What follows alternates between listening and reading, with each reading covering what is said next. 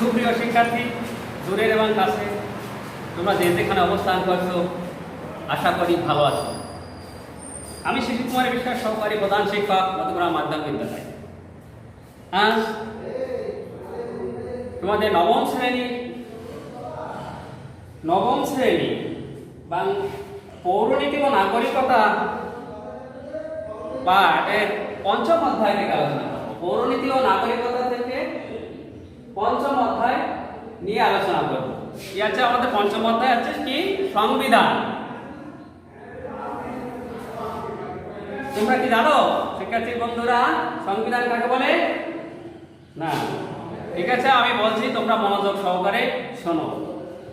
আমরা কোথায় বাস করি? দেশে, রাষ্ট্রে। আমরা একটা রাষ্ট্রে বাস করি।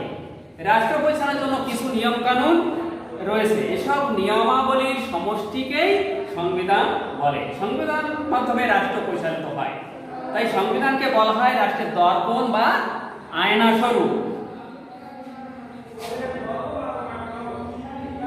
সংবিধানে নাগরিকের অধিকার, কর্তব্য, শাসক ও শাসিতের মধ্যে সম্পর্ক কিরূপ হবে তা সুস্পষ্ট লিপিবদ্ধ থাকে।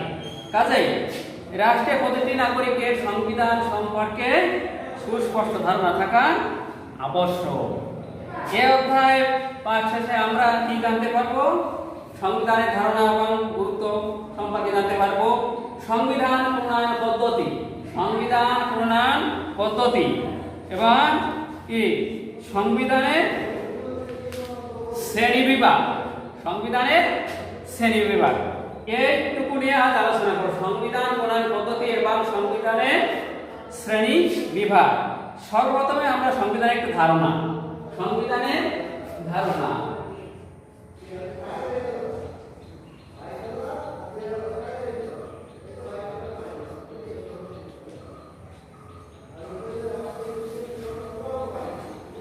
সংবিধানের ধারণা পূর্বে আমি বলেছি সংবিধান কাকে বলে। আবারও বলছি, দেখো, সংবিধান হলো রাষ্ট্রের পরিচালনার মৌলিক দলিল।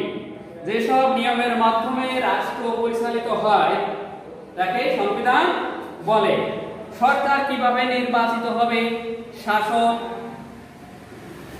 বিচার এবং আইন কিভাবে গঠিত হবে, এদের ক্ষমতা কি হবে, তা সবই এই সংবিধানে লিপিবদ্ধ থাকে। এ বিষয়ে সংবিধানে পরিপন্থী কোনো সিদ্ধান্ত গ্রহণ করা যায় না। তাই সংবিধানকে কি বলা হয়? রাষ্ট্রের একটা চালিকা শক্তি। সংবিধানকে বলা হয় রাষ্ট্রের চালিকা শক্তি। রাষ্ট্রবিজ্ঞানীর জনক, একজন রাষ্ট্রবিজ্ঞানীর জনকের নাম জানো কি? জানো না? অ্যারিস্টটল। তিনি সংবিধানের একটা সুন্দর সংজ্ঞা দিয়েছেন। রাষ্ট্রবিজ্ঞানীর জনক অ্যারিস্টটল।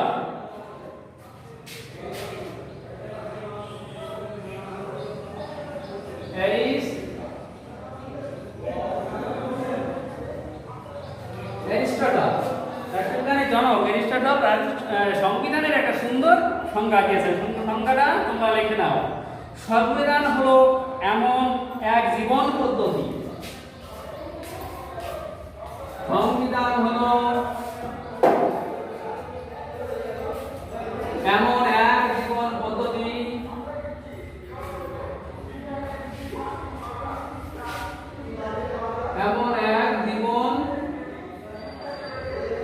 পদ্ধতি যা রাষ্ট্র স্বয়ং বেছে নিয়েছে।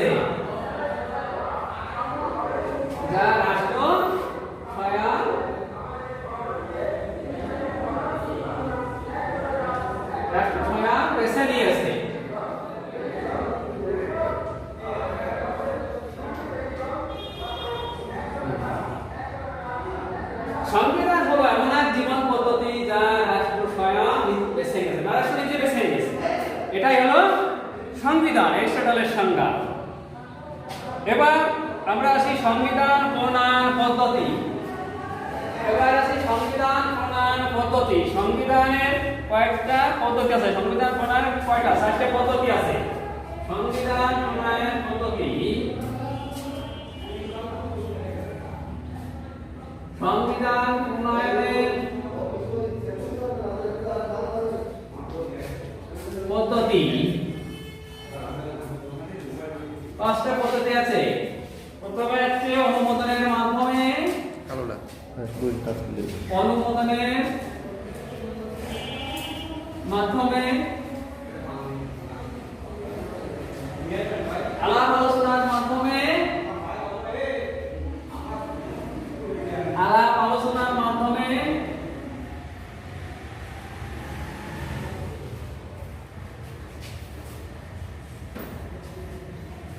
বিপ্লবের মাধ্যমে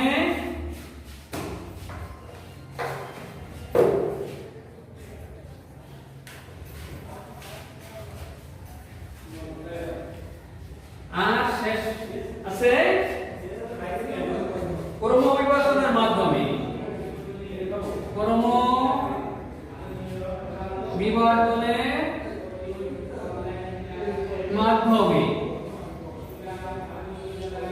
এই সংবিধান প্রণয়ন পদ্ধতি চারটি পদ্ধতি আছে, চারটি পদ্ধতি নিয়ে আলোচনা করবো। সবার শোনো, প্রথমত কি আছে? অনুমোদনের মাধ্যমে।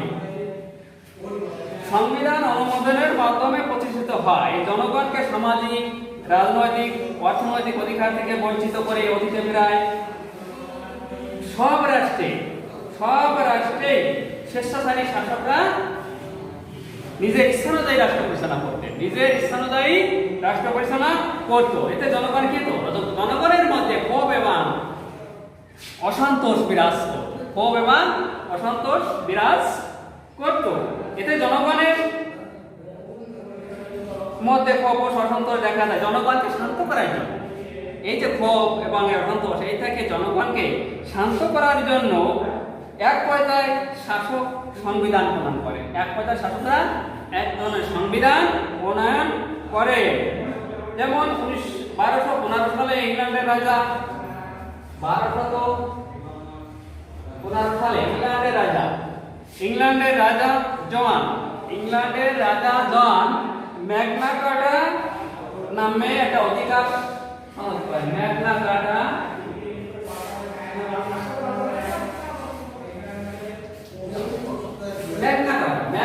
নামে একটা অধিকার সনদ প্রণয়ন করতে বাধ্য হয়।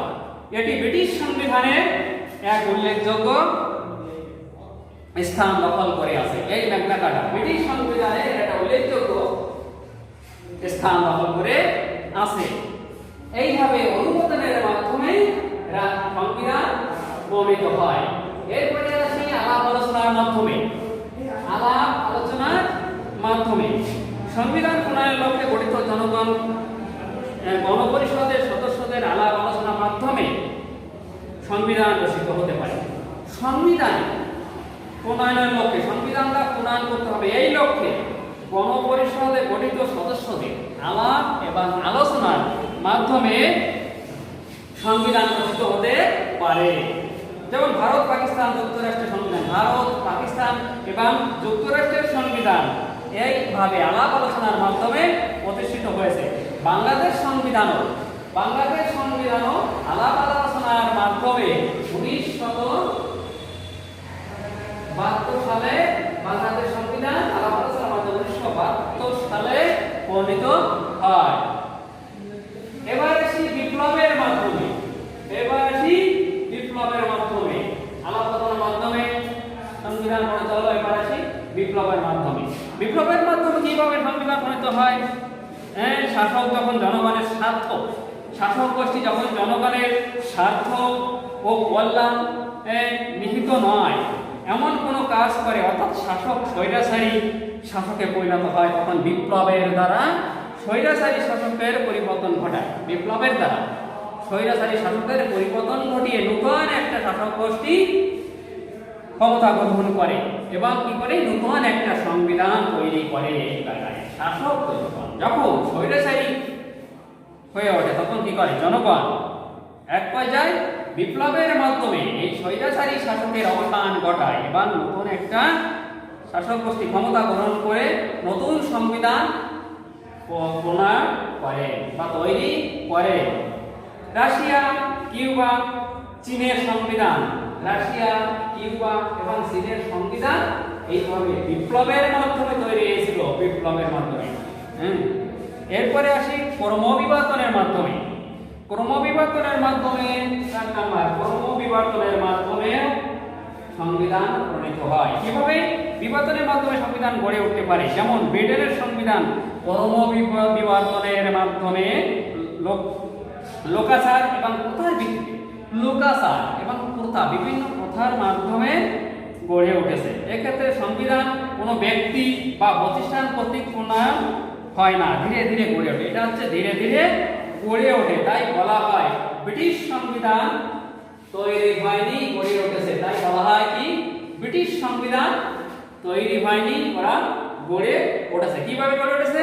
ক্রমবিবর্তনের মাধ্যমে। ক্রমবিবর্তনের মাধ্যমে।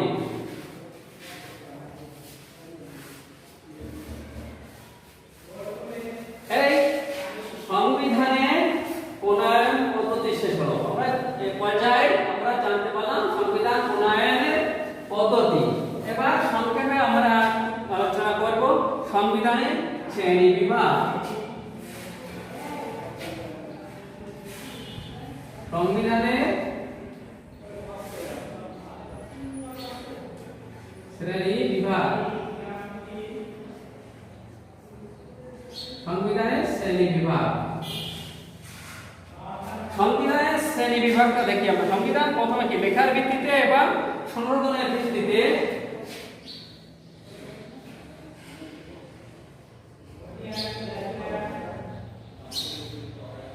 লেখার ভিত্তিতে আর সংশোধনের ভিত্তিতে। লেখার ভিত্তিতে আর সংশোধনের ভিত্তিতে।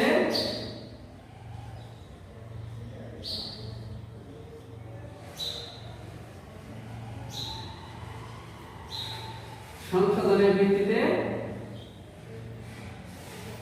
দুই ভাগে ভাগ করা যায়, আর লেখার মাধ্যমে দুই ভাগে ভাগ করা যায়। প্রথমে লিখিত সংবিধান। লেখার ভিত্তিতে সংবিধান দুই প্রকার। লেখার ভিত্তিতে সংবিধান দুই প্রকার, লিখিত আর অলিখিত। লিখিত সংবিধান আর অলিখিত সংবিধান।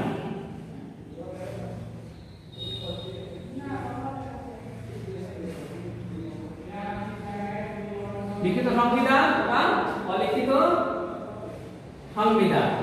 সংশোধনের ভিত্তিতে আবার সংবিধানকে দুই ভাগে ভাগ করা হয়। কি সুপরিবর্তনীয় সংবিধান এবং দুষ্পরিবর্তনীয় সংবিধান। সুপরিবর্তনীয় সংবিধান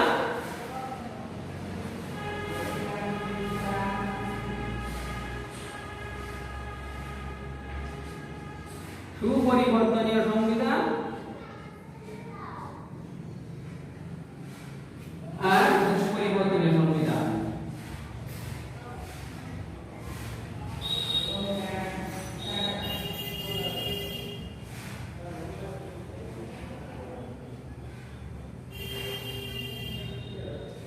সুপরিবর্তনীয় এবং দুষ্পরিবর্তনীয়। তাহলে আমরা শ্রেণী বিভাগকে সহজে জানতে পারি। সংবিধানের শ্রেণী বিভাগ। হ্যাঁ, শ্রেণী বিভাগকে আমরা প্রথমত দুটি ভাগে ভাগ করেছি, কিন্তু মোট আছে 4 ভাগে। লেখার ভিত্তিতে লিখিত সংবিধান এবং অলিখিত সংবিধান, আর সুপরিবর্তনীয় সংবিধানের মাধ্যমে সুপরিবর্তনীয় সংবিধান আর দুষ্পরিবর্তনীয় সংবিধান। তাহলে লিখিত সংবিধান কাকে বলে? লিখিত সংবিধান অধিকাংশ বিষয় দলিলে লিপিবদ্ধ থাকে। এই লিখিত সংবিধানে অধিকাংশ সংবিধান দলিলে লিপিবদ্ধ থাকে। যথা কি লিখিত সংবিধান লেখার ভিত্তিতে। লেখার ভিত্তিতে সংবিধানকে দুই ভাগে ভাগ করতে পারি। কি লিখিত সংবিধান এবং অলিখিত সংবিধান। লিখিত সংবিধানে অধিকাংশ বিষয় দলিলে লিপিবদ্ধ থাকে। লিখিত সংবিধানে অধিকাংশ বিষয় দলিলে লিপিবদ্ধ থাকে। বাংলাদেশ, ভারত, পাকিস্তান এবং মার্কিন যুক্তরাষ্ট্রের সংবিধান আছে লিখিত। আর অলিখিত সংবিধান বলতে বুঝি আমরা কি? অলিখিত সংবিধানে অধিকাংশ নিয়ম কোন দলিলে লিপিবদ্ধ থাকে না। অলিখিত সংবিধানে অধিকাংশ নিয়ম কোন দলিলে লিপিবদ্ধ থাকে না। এ ধরনের সংবিধান প্রথা ও রীতিনীতি ভিত্তিক। প্রথা ও রীতিনীতি ভিত্তিক চিরাচরিত নিয়ম ও আচার অনুষ্ঠানের ভিত্তিতে এই ধরনের সংবিধান গড়ে ওঠে। যেমন ব্রিটেনের সংবিধান অলিখিত। ব্রিটেনের সংবিধান অলিখিত সংবিধান। আর সংশোধনের ভিত্তিতে সংবিধানকে দুই ভাগে ভাগ করা যায়, সুপরিবর্তনীয় সংবিধান আর দুষ্পরিবর্তনীয় সংবিধান। সুপরিবর্তনীয় সংবিধান কাকে বলে? সুপরিবর্তনীয় সংবিধানের যে কোনো ধারা সহজে পরিবর্তন করা যায়। যে কোনো ধরনের ধারা, যে কোনো ধারা সহজে পরিবর্তন করা যায়। এক্ষেত্রে সংবিধান সংশোধন ও পরিবর্তন করতে কোনো জটিলতার প্রয়োজন হয় না। সাধারণ সংখ্যাগরিষ্ঠতার আইনসভা এর আইনসভায় যে কোনো অংশ সংশোধন করতে পারে। ব্রিটিশ সংবিধান দুষ্পরিবর্তনীয় সংবিধান। ব্রিটিশ সংবিধান দুষ্পরিবর্তনীয় সংবিধান। এবারে আসি সুপরিবর্তনীয় সংবিধান, আমরা জানতে পারলাম। এবার আসি আমরা দুষ্পরিবর্তনীয় সংবিধান। দুষ্পরিবর্তনীয় সংবিধান কোনো ধারা সহজে পরিবর্তন বা সংশোধন করা যায় না। মানে যে সংবিধান সহজে পরিবর্তন করা যায় না তাকে দুষ্পরিবর্তনীয় সংবিধান বলে। তাহলে আমরা সংশোধনের ভিত্তিতে সংবিধানকে কয় ভাগে ভাগ করেছি? দুই ভাগে। প্রথমত সুপরিবর্তনীয় সংবিধান আর আছে দুষ্পরিবর্তনীয় সংবিধান। তাহলে সুপরিবর্তনীয় সংবিধান কি? যে সংবিধান সহজে পরিবর্তন করা যায় তাকে সুপরিবর্তনীয় সংবিধান বলে। ব্রিটিশ সংবিধান সুপরিবর্তনীয় সংবিধান। আর দুষ্পরিবর্তনীয় সংবিধান যে সংবিধান সহজে পরিবর্তনযোগ্য নয়, পরিবর্তন বা সংশোধন করা যায় না। এক্ষেত্রে সংবিধান পরিবর্তন বা সংশোধন করতে হলে জটিল পদ্ধতির আশ্রয় নিতে হয়। সাধারণ সংখ্যাগরিষ্ঠতা এ ধরনের সংবিধান পরিবর্তন করা যায় না। প্রয়োজন হয় বিশেষ সংখ্যাগরিষ্ঠতা সম্মেলন ও ভোটাভুটি। মার্কিন যুক্তরাষ্ট্রের সংবিধান দুষ্পরিবর্তনীয় সংবিধান। মার্কিন যুক্তরাষ্ট্রের সংবিধান আছে দুষ্পরিবর্তনীয় সংবিধান।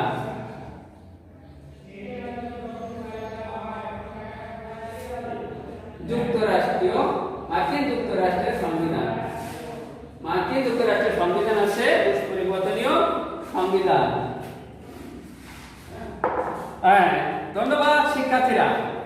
তাহলে আমরা সংবিধান সম্পর্কে সুন্দর আলোচনা শুনলাম। এটা সুন্দর একটা আলোচনা শুনলাম। আর প্রথম সংবিধান কাকে বলে, সংবিধান প্রণয়নের পদ্ধতি, এরপরে আসছি আমরা সংবিধানের শ্রেণী বিভাগ সম্পর্কে আলোচনা করলাম। তোমরা ভালো থাকবে, সুস্থ থাকবে এই আশা ব্যক্ত করে আজকের মতো এই ক্লাসটা শেষ করছি। সবাইকে ধন্যবাদ।